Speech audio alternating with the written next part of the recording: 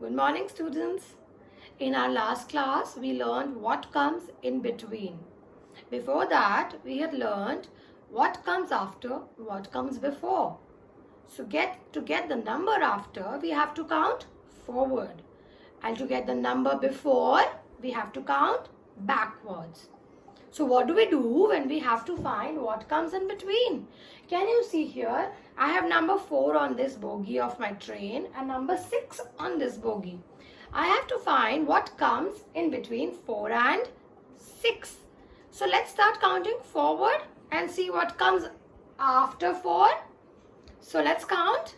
1, 2, 3, 4.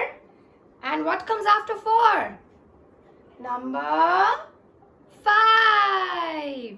Now let's count backwards from 6 and see what comes before 6. So 6, 5, 4. So what will come in between 4 and 6, children?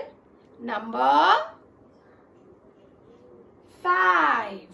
So in this way, we can get the number in between by doing forward counting and by counting backwards also.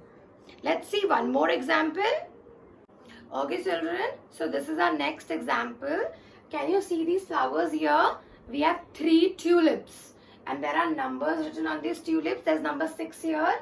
And there's number 8 here. Now we have to find which number is going to come here in between 6 and 8. How are we going to find the number in between? We did this in the last example.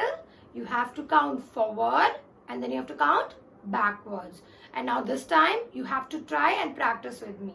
So let's count forward from 1.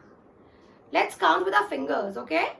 So we go 1, 2, 3, 4, 5, 6. There's 6 here. What comes after 6? 7. Okay. So the number after 6 is number 7. Okay, now let's do backwards from 8. We go 8, 7, 6.